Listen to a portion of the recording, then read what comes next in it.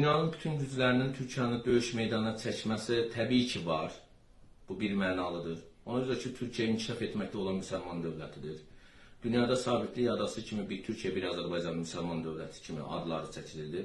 Və siz bilirsiniz ki, həm Türkiyə, həm Azərbaycan o qədər böyük sürətlə inkişaf edir ki, istər elmi sahədə, istər hərbi sənaye sahəsində, iqtisadiyyatın digər sahələrində müsəlman dövlətlərinə nəzər saldıqda bu gün inkişaf etməkdə olan müsəlman dövləti sabitlik adası kimi Azərbaycanın və Türkiyənin adı qoşa çəkildi.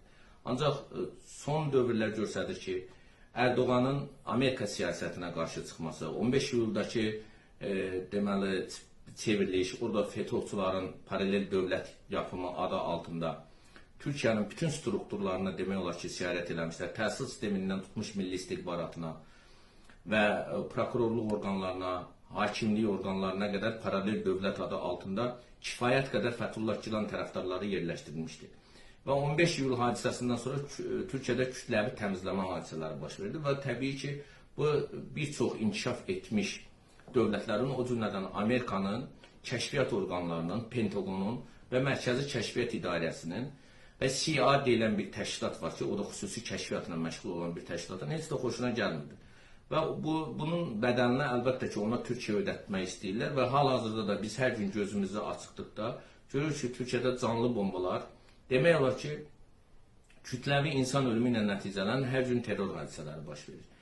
Və bu Türkiyənin sabitliyini pozmağa, iqtisadiyyatını dağıtmağa, Rəcəb Tayyip Ərdoğanın apardığı siyasəti çökdürməyə yönəlmiş bir hadisədir. Bu bir mənalı belədir. Ancaq məsələnin digər tərəfi Türkiyənin özünün də milli istihbaratında çox böyük nöqsanlar vardır. Fakt odur ki, dünən Rusiyanın səfirinin Türkiyədə güllələnməsi, özü də arxadan, heç bir təhlükəsizlik tədbirlərinin görülməməsi nəticəsində, deməli, Türkiyənin polis orqanlarının əməkdaşı, zabiti girib, Rusiya səfiri müsahibə verdiyi zaman və bir törəndə çıxış etdiyi zaman arxadan vurulması bu böyük terror hadisəsidir. Və təbii ki, Rusiya-Türkiyə münasibətlərinin kəskinləşməsinə, olduqca pisləşməsinə gətirib çıxaran bir hala hesablanmış hadisədir. Və onu da xüsusilə qeyd etmək istəyirəm ki, Rusiyanın prezidenti Vladimir Putin və Türkiyənin prezidenti cənab Rəcəb Tayyip Ərdoğan dünənki hadisədən sonra özlərini olduqca təmkinli və böyük siyasətçi kimi apardılar. Hər ikisinin siyasi bəyanatlarında bu hadisənin Rusiya-Türkiyə münasibətlərinin gərginləşməsinə rəvac verməyəcəyini bəyan etdilər. Amma bu o demək deyil ki, biz bu hadisəni alqışlamalıyıq. Düzdür, bugünkü bir çox analitiklər və siyasi ekspertlər hesab edir ki, bu 3-cü Dünya müharibəsinin başlanmasına gətirib çıxaran faktorlardan biri ola bilər. Amma mən belə düşünmürəm, çünki hər iki dövlətin başçısı kifayət qədər əsaslandırılmış siyasi təmkin nümayiş etdirdilər. Və bəyan etdilər ki, bu gələcəkdə də Rusiya-Türkiyə münasibətlərinin kəskinləşməsinə qətiyyən imkan verməyəcək. Mən belə halda düşünürəm ki, bu hadisələrin davamı olacaqdır. Ancaq bu hadisələrin davamından qurtulmağın yolu nədədir? Bunun üçün Türkiyənin Milli İstihbarat Təşkilatının ən azından sədri olan Hakan Fidan istefaya getməlidir. Düzdür, Hakan Fidan uzun müddətdir Milli İstihbarat Təşkilatına rəhbərlik edən təcrübəli bir peşəkar çekistdir. Ancaq son olaylar göstərir ki, peşəkarlıq təkcə terror hadisələrindən sonra kütləni meydanlara çıxarıb, terrora etiraz etməklə deyil, terrorun qarşısını mütləq mənada kəsməklə hesablanır. Və bu gün Milli İstihbarat Təşkilatının bu cür terror hadisələrinin qarşısını almaqda acizlik göstərməsi digər tərəfdən Milli İstihbaratın peşəkarlıq səviyyəsini aşağı salmasına gətirib çıxarır. Bundan başqa, hal-hazırki situasiyada siz bilirsiniz ki, həmin səfirin qorunma məsələsi birbaşa Türkiyənin üzərinə düşən, hər bir səfirin hansı ölkədə diplomatik fəaliyyətini həyata keçirməsindən asılı olmayaraq, onun təhlükəsizlik məsələləri həmin dövlətin birbaşa təhlükəsizlik orqanlarının üzərinə düşür. Və belə olan halda Türkiyənin təhlükəsizlik orqanlarında çox ciddi qüsurların olduğu aşkara çıxır. Bunun üçün mən hesab edirəm ki, Türkiyənin təhlükəsizlik orqanlarında ciddi islahatlar getməli və ən azı rəhbərləri istefaya getməlidir. Bundan başqa, xüsusilə onu da qeyd etmək istəyirəm ki, hal-hazırda çox maraqlı bir nüansa toxunmaq istəyirəm ki, dünən Vladimir Vladimiroviç Putin vaxtilə İranda diplomat çalışmış, məşhur yazısı diplomat Aleksandr Grebayevin ağıldan bəla tamaşasına baxmağa gedərkən bu hadisənin baş verdiyi barədə xəbər alır və artıq o tamaşaya baxmaqdan imtina edir, Kremlə qayıdır, Xarici İşlər Nazirliyinin və xüsusi xidmət orqanlarının əməkdaşlarını çağıraraq geniş bir müşavirə keçirir. Və bu hadisənin terror hadisəsi olduğunu qiymətləndirir və FTX əməkdaşlarının və peşəkar müstəntiqlərinin də Türkiyə cəlb olunub, həmin istintaq hadisəsinin üstünə operativ şəkildə açılmasını və bu terror hadisəsinin hardan qaynaqlandığını, hansı dövlətlər tərəfindən sifariş verildiyinin tamamilə obyektiv və şəffaf şəkildə açılmasının tərəfdarı olduğunu bildirdi.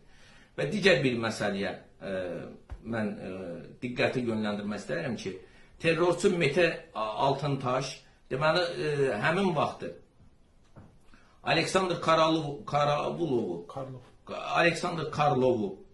deməli, Rusiyanın səfiri Aleksandr Karlovu arxadan vurarsan, bir çox təkbirlər, Allahu Əkbər, sizi Hələbdən çıxardacağıq, Suriyada xalqı azad edəcəyik kimi şüarlar səsləndirib.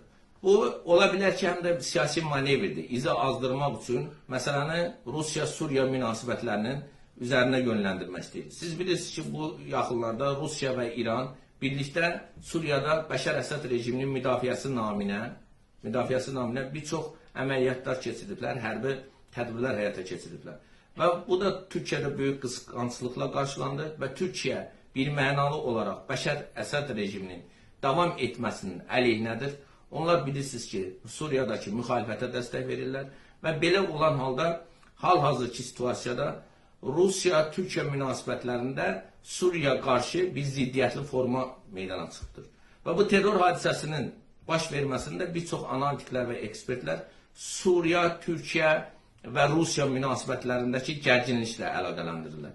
Yəni, yeşil fikrin olmaması məsələsində və Bəşər Əsəd rejiminin bir tərəf dəstəklənməsində, digər tərəf isə istefa verib, həmin Bəşər Əsəd rejiminin artıq siyasi hakimiyyəti müxalifətə verməsi uğrunda mübarizə aparılır. Və bu da nəticədə hər iki dövlət arasında böyük siyasi çatlara gətirib çıxardır. Təsadüf heç nə yoxdur. Fəlsəfəni anlayan insanlar bilir ki, həyatda təsadüf deyilən bir şey yoxdur. Və Quranda da belə bir ayə var ki, Allahın izni olmadan bir yarpaq belə yerə düşə bilməz. Bunların hamısı zərurətdir və düşünürəm ki, bunların hamısı dəqiq hesablanmış, kəşfiyyat və xüsusilə əks kəşfiyyat orqanlarının çox planlı şəkildə həyata keçirdiyi bir tədbirin tərkib hissəsidir.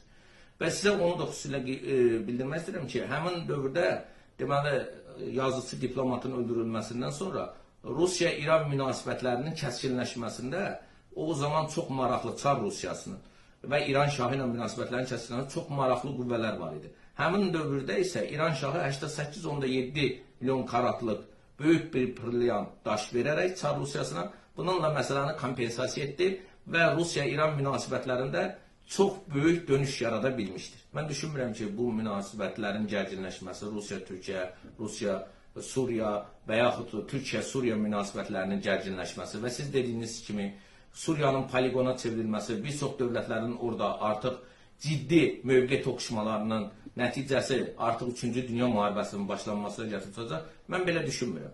Mən düşünürəm ki, bu münaqişələrə son veriləcək. Dünya artıq anlayır ki, insanlara rahatlıq və hüzün lazımdır. Amerikada keçirilən son seçkilər də və Trump'ın yenidən siyasi hakimiyyətə gəlməsi bir daha onu göstərir ki, Trump özü də siyasi bəyanatlarında və debatlarda, çıxışlarında bildirdi ki, Amerika bundan sonra heç bir kəsin şəxsi işinə müdaxilə etməyəcək, məqsəd Amerika xalqının və Amerika dövlətinin güclənməsindən gedir. Biz hər hansı bir ölkənin ərazisində, siyasi rejimlərin dəyişməsində və lokal münaqişələrdə iştirak etməkdə maraqlı deyilik. Biz öz iqtisadiyyatımızın, xalqımızın zənginləşməsində maraqlıyıq.